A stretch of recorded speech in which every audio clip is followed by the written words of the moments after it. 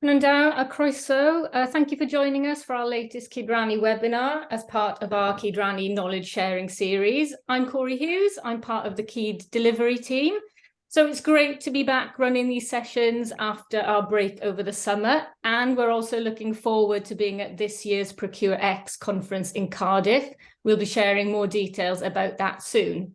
So we are recording today's session so we can share it on our website and allow as many people as possible to access the content.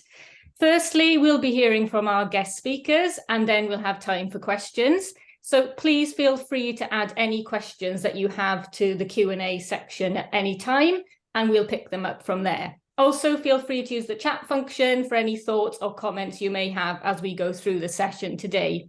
If you have any technical issues, they do happen, then my colleague Sumi is here supporting the session today and she'll do her best to help you with that. You can message her directly in the chat and she'll also be keeping an eye on the QA and chat functions for us. So before I introduce the session today, I'd like to ask my colleague Em to say a few words about the Welsh language support available today. So Em, over to you. Shwmae pawb. So fi mas os cwestiwn Cymraeg neu sylw Cymraeg di unrhyw un, os chi eisiau rhoi yn y chat bar neu danfon neges draw a na I cyfieithu a ateb. Diolch. Diolch, Emma, thank you. So for today's session, we are joined by David Nicholson from Welsh Government, Richard Dooner from the Welsh Local Government Association, and Warren Smith from the Cyd delivery team. Dave, Richard and Warren are going to be talking about how procurement and commercial professionals in Wales and beyond can make best use of the Cyd online space, how that space has evolved, and share some of our future plans for the space. There will be time for questions, so please do drop any questions you have into the Q&A as we go. Okay, let's get started. I will hand you over to Dave. Croeso, Dave. Thank you, Corey. So I thought I would just cover a little bit about the story so far and cover a little bit about where we see things going into the future at a high level. The Cyd pilot has been running since November last year and it was launched at ProcureX. And since that time, I don't think anyone really, if we were thinking ahead, really knew what lay ahead for us. We couldn't imagine what the website would look like, what the service would look like. Now since November, quite a lot has happened and the service has taken shape. And the one thing that is particularly sort of notable for myself is that the site now, which is now the Cyd website, is now a place that people can now start to access information and get the most up-to-date information in a very accessible manner. And one important aspect of that, which has started to take shape in the last release, is something called the procurement journey, which is now an integral part of the Cyd digital presence and the Cyd website. Now, the procurement journey is based on some work that was initially carried out by Welsh Government civil servants, where they looked to the Scottish Government's procurement planner as a source of inspiration. And this is reflected in the current website in terms of how it's set out with various Route 1s, Route 2s and Route 3s. Now, the current procurement journey is not complete. And whilst there is a big step forward, that there's a lot more we can do. So I just want to talk a little bit about something that happened to me just a couple of weeks ago. So a couple of weeks ago, a month or so, I was lucky enough to make contact with a UK Government Cabinet Office official who's been working on exactly the same problem that we've actually been working on, which is how do you actually help procurement practitioners understand policy and the practical implementation of that in their work. And they'd also looked at the Scottish Government website, they'd looked at the procurement route planner that was on there, but they'd actually come up with quite a novel sort of prototype that they kindly shared with me. And that prototype actually started to link things like the legislation, so the current Public Contract Regulations 2015. They were starting to link the new legislation actually in there. And also things like the policy notes and the toolkits and the best practices that they had out there, but it was in a very accessible sort of way using tabs. So it was very nice and easy to actually do it. Now, and it was all based around a procurement life cycle, which you could access at various points and go in and get the information from. So I really liked that idea. So I spoke to Warren afterwards and I've asked, can we actually consider doing this and taking the best of that idea and reflecting it in the third release of the procurement journey, the third release of the website, so we can actually build on that. So the potential vision for the future then, well, if we can actually get that information, in there, and we can actually have a standard process, which we're comfortable at, at a very high level across all of the procurement activity across the Welsh public sector, then I think, what follows on from that, well, the world is an oyster, really. We can use that process then to better plan, better implement changes that will affect us all across that procurement journey. But we can do it in a way that we record the information in an accessible way for everyone to see it and everyone to understand it, and use that as a communication tool. So I just wanted to finish just before I hand over to Richard Dooner, just re-emphasising again that the aim of the Cyed website is to be the place where people can access information and get the most up-to-date information in the most accessible way. And the procurement journey is a real important part of that for us. So I'd like to hand over to Richard Dooner now from the WLGA, and thank you very much for listening to my introduction. Thanks, Dave. That's a good lead for me. We chose fairly recently to commit ourselves to Cyed in preference to our own website. The reason why we did it is really about knowing what it is that you're intending to use the internet for, and knowing what you're good at and what your partners are good at. WLGA's had a new website, relatively new website. And a new look. It's beautifully designed, and it's really a massive improvement over anything we've had before, as you might expect. But it caused us to review all of our procurement content and to think about what it was for, and why it was there, and what we needed it to do. And there was nothing all that wrong with what we had. It had been written to require very little maintenance, and most of it had been on there for some time and was still relevant. So it did no harm, but it didn't do enough. And what we wanted was more. And we had a few options for doing that. So the choice really was whether we would invest in new material, put a big effort in to putting a lot of material to do with the procurement reforms and the new expectations for procurement that we have in Wales. And if we're going to invest in that, we'd also need to maintain it. And that was a big ask, and certainly we didn't have the resource in-house to do it as we're currently set up. So we looked at what were the alternatives, and one of them was to really strip our content right back and not attempt to do all of the procurement work ourselves on our own website, but to signpost to Cyed, which is an organisation we've been working with, and put some trust and faith really in our partners to do the work right, and to work with them to make sure that it works. So we can put our unique material on Cyed.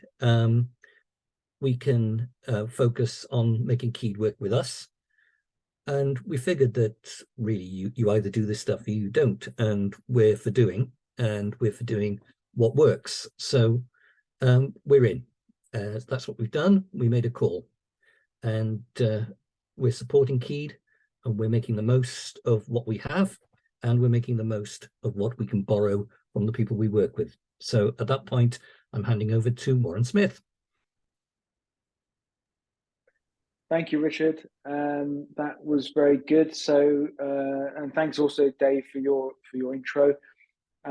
As trailed by Corey, my name is Warren Smith. I'm part of the Cyed delivery team, and I'm going to give a brief recap on our focus areas, predominantly over the summer, and then talk about what we're currently doing and our plans until March next year. So, next slide, please, Sumi. Thank you. So many of you, I'm sure, will have seen the Cyed.Cymru website go live in mid-August as you're enjoying your summer holidays. The aim of this beta launch of the website is to build on the previous temporary home for Cyed, but also to continue our support to the procurement and commercial professionals across the public sector in Wales. This launch follows a period of iterative and incremental updates to the development site, based on regular testing with and feedback from the Cyed community. And as many of you will know, but it's worth restating here, the approach that we're taking for Cyed is user-centered design, agile delivery, and collaboration to ensure that we're meeting the needs of the Cyed community. And the site is home to key services, and as a shared hub for practitioners, this space will be shaped by the community and for the community. So although it's still in beta, Cyd.Cymru already provides a taste of what the wider site will offer. Next slide, please. So to support the development of the current beta version of Cyd.Cymru, we are asked, as Dave mentioned, to reuse existing material that had been produced by the Welsh Government, which was based on the Scottish Government's procurement journey. We use this material to provide a structure for the content and also to test that this structure could be repeatable for new content as it's developed. And for the time being, we've used the labelling of routes really for convenience, but consider this to be legacy terminology.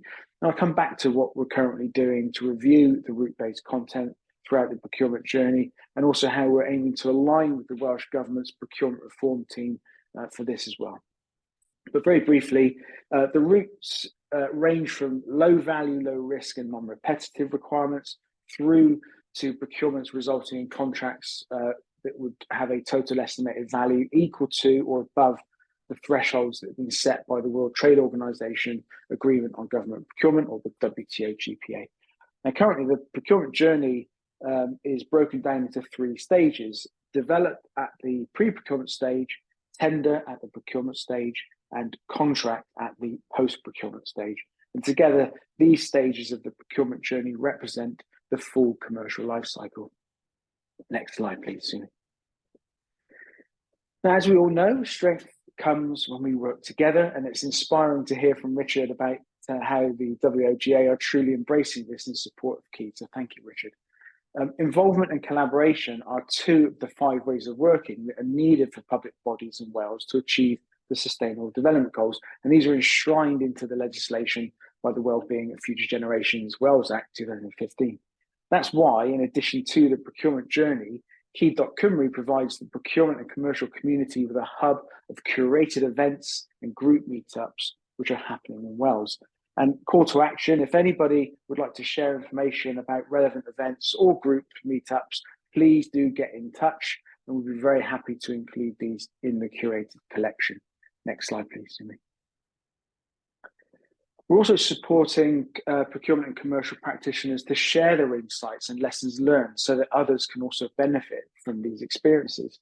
That's why the Cyd site provides the procurement community with a collection of case studies that are covering both industry-specific advice, but also policy-specific advice. There are many excellent examples in this collection, but one I find particularly interesting is this one titled Innovative Procurement Initiative Makes a Noise. This case study talks about how the Welsh Government's commercial delivery team worked in collaboration with the WOGA to procure 53,000 carbon neutral instruments through the P-Music Cymru Consortium. And this Welsh manufactured brass and woodwind musical instruments are for all 7-year-old pupils in Wales in line with the National Plan for Music Education. And as the Minister for Finance and Local Government, Rebecca Evans, states within this case study, many new and existing Welsh jobs have been secured and created as a result of this procurement. And this contract demonstrates how public funds can be used to add social value and promote sustainability. Next slide, please. Another excellent resource available through Cyd.Cymru is the growing collection of case studies from across the public sector in Wales. I'd just like to plug the most recent one that was published only yesterday, and this one was authored by Helen Rees, who's Head of Procurement and Contracting with Mid and West Wales Fire and Rescue Service. In this brilliantly titled blog post, How Do You Tackle the Burning Pyre When the Pool Runs Dry?, Helen talks about what was initially a hopeless journey to bolster her struggling team with an additional procurement officer. It's an open and honest lesson in stepping back from a situation and rethinking the need to overcome what was clearly a frustrating and disappointing experience of finding the right people for the team. So I'd just like to say thank you to Helen for contributing this blog post. Next slide, please. And so that brings us pretty much to present day, giving you an overview of what the Cyd website includes, all the different kind of resources that are structured around the procurement journey. But now we're returning to the current route-based content that we have, which is extensive and goes beyond what's currently available via the CLlLC site. In total, we have 76 documents in Welsh and English. So we're focusing our efforts on addressing our riskiest assumptions when looking to amalgamate content, to simplify content without a route-based labelling. We're also talking with the Welsh Government's team that's responsible for procurement reform, as all the procurement journey content needs to reflect the changing and specific legislative context of Wales. This includes the Welsh Government's Social Partnerships and Public Procurement Wales Act 2023 and the Health Service Procurement Wales Bill, as well as the UK Procurement Bill. And together, these pieces of legislation will provide an effective framework for procurement in Wales, alongside the Wales Procurement Policy Statement and the Wellbeing of Future Generations Wales Act 2015. And there are a number of areas being taken forward within the Welsh Government's Digital Action Plan for Procurement, which Dave is responsible for, and these clearly align with CLlLC. So the policy mapping tool, for example, and also pipeline notices, we'll be taking these into CLlLC at some point in the near future, and we'll be talking about this as we go through that plan as well. All the practical resources that are available through CLlLC currently that I've talked about today, they'll continue to expand through a process of curation and creation. It's imperative that these are useful to the procurement and commercial community across the public sector in Wales. And to conclude, we've now about to enter the final 6 months of this phase of CLlLC. So planning for November's ProcureX event in Cardiff, so an anniversary, if you like, of CLlLC, and also laying the path that takes us to the end of March next year. And as Dave mentioned at the beginning, with his vision for CLlLC, we're also thinking about what the future support model could look like in order to support the business change associated with procurement reform in Wales. Next slide, please. And I think that's it. So over to questions. And thank you all for joining us today. Back to you. Thank you so much, Dave, Richard and Warren. So I can't see any questions in the chat or the Q&A, but I will open the floor to any of the participants in the session who might want to raise their hand and come in with a question now.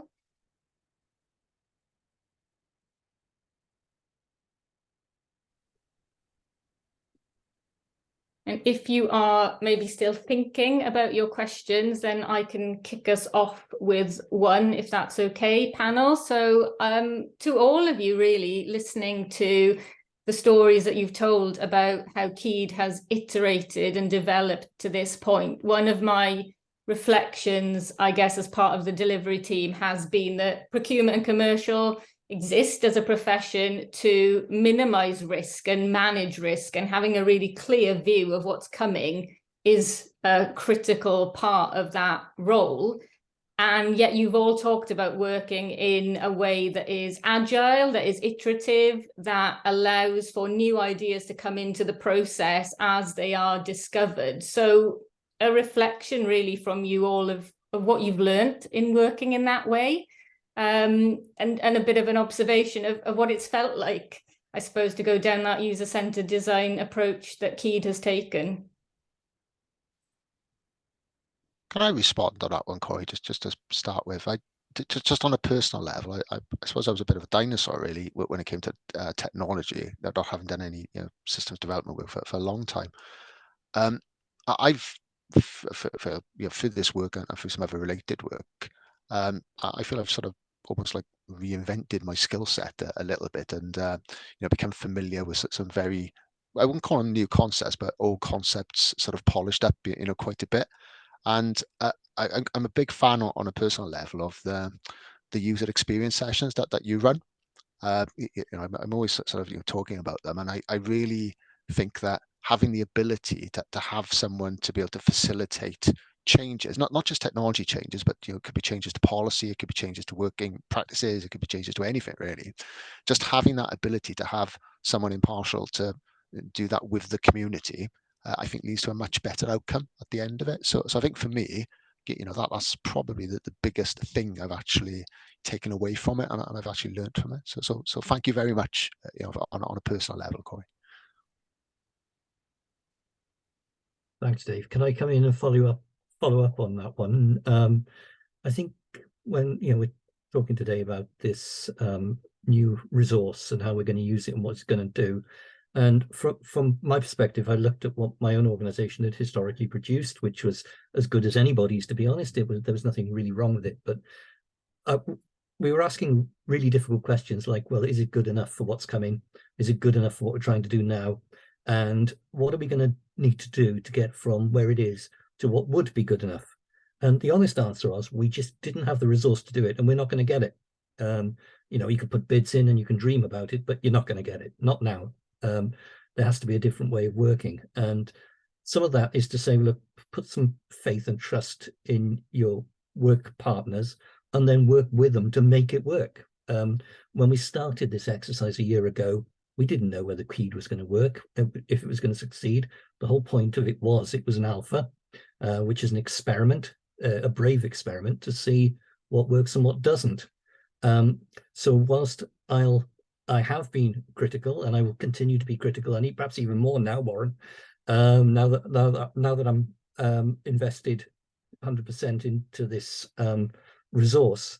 But one thing you mentioned, Warren, is you mentioned about the practical resources, which perhaps some of those aren't quite visible to us yet. Can you just sort of enlarge a little bit on that and sort of talk about how that's going to work?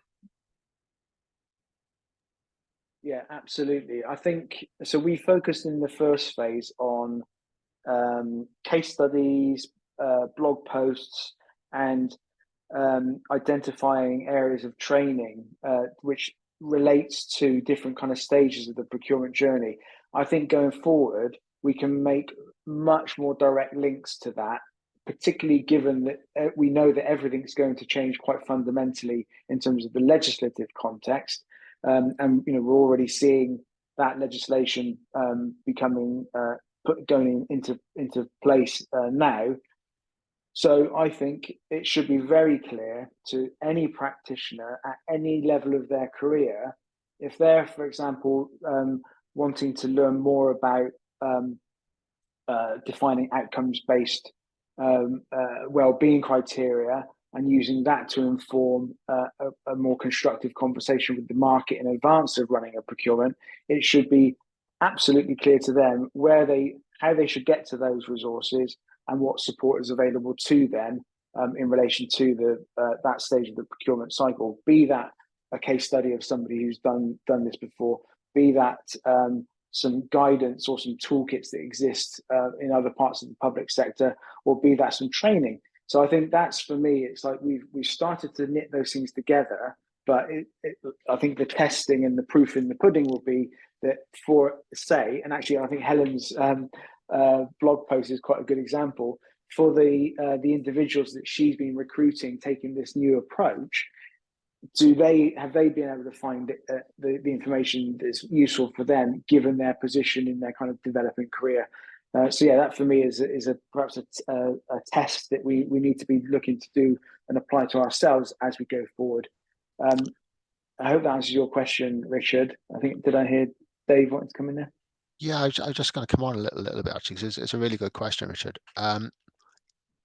One of the, I suppose, the challenges of what we currently have at the moment is it is an alpha, which means it has, you know, a limited budget associated with it. It has limited resources associated with it. You know, the people that you see in front of you, they're not full time. You know, they're part time. You know, they do this, you know, with another job, you know, or other clients as well. So we're capable, I think, as we currently are at the moment, in getting the concept fine-tuned, get it right, you know, get a website, you know, so do those elements. But I think to reach the full potential, I think, which is what you're sort of, you know, hinting at, which is to get additional resource to help with the real tricky problems that people are actually facing. You know, I think that has to come from, if you like, a further phase of you know, the key to sort of service, you know, where it would, you know, be funded appropriately and it would be able to be scaled up, you know, to deliver on some of those expectations.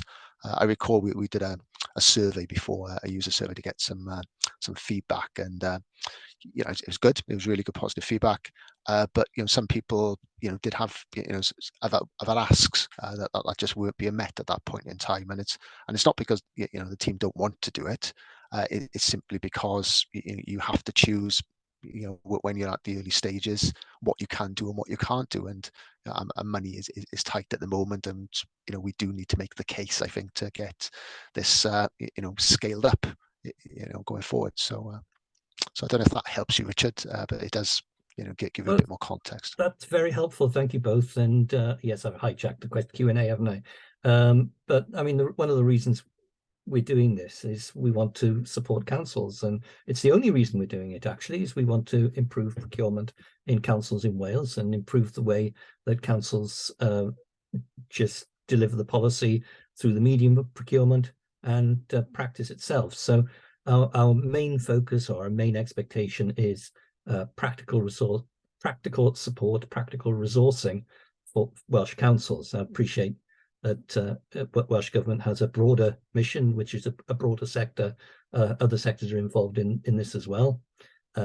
We certainly need to foster a Welsh way of working. To just say that this as well illustrates just one facet of a fantastic collaboration that we have at the moment across public services. I wish I could say it was entirely because we wanted to. Most of it is because, frankly, we haven't got the resource to do otherwise. So, we collaborate because we've just got to do more across the piece, and we can't afford to have egos in this game. We really do need to just knuckle down and focus on the task that needs to be done, support councils in practical ways, and certainly that'll be my expectation for CLLC, and my measure of success with CLLC really is where the councils consider themselves to have had that practical support. So again, thanks for answering my question, and back over to you, the organisers. This isn't my session, isn't it? I've taken it over. Sorry, guys. Thank you, Richard. And no, it's great to spark a discussion as we go. What was in the back of my mind as you were all replying to that question is practicalities. You mentioned the word practicalities a few times. So if there are participants listening in on this webinar or watching it at a later date, and they have heard the model that you've talked about, Richard, which is working in collaboration with CLLC, and might be thinking, that could work for me, that would be helpful for my organisation and my resources, then from a practical perspective, and maybe Warren, this is one for you, how would that user get in touch with CLLC to maybe start that conversation and follow Richard's model? Well, if we go on to the next slide, we have our infamous contact form, don't we? So I don't know if that was a deliberate plant, Corey, but yeah, that's an obvious place. But or indeed go to the CLLC website, and as it says here. So I think yeah, it can only be of benefit if people get involved, and I think that's why the WOGA example is I think exemplary in that, because you have stepped over a line which is about kind of orbiting near the edges. It's actually get right involved and see what this can do for you. So I think that yeah, it's well steered, Corey. That is really, really important, and without that sense of collaboration and kind of mutual support, which goes to the very heart of the ways of working, as I mentioned, in terms of the Wellbeing Future Generations Act, I think it's fundamental that this defines not only the way that we work, but what that offer means as a key service to the entire Welsh public sector. So I think there's definitely some things to be building on that to show how we're effectively laying the foundations here, but we need to build on those foundations. And I think, yeah, the human aspect is absolutely vital to that. Thank you, Warren. So if there are no further questions, then I will bring our session today to a close. It sounds like there's lots of exciting developments in the pipeline. And as I said at the introduction, we'll be sharing a little bit more about our plans for ProcureX, which is coming up in Cardiff in November. But until then, thank you very much for joining us, and enjoy the rest of your afternoon. And if you're watching online, then I hope you found this session useful. And if you would like to contact us, as Warren said, then please feel free to. Thank you so much, everyone. Diolch and goodbye.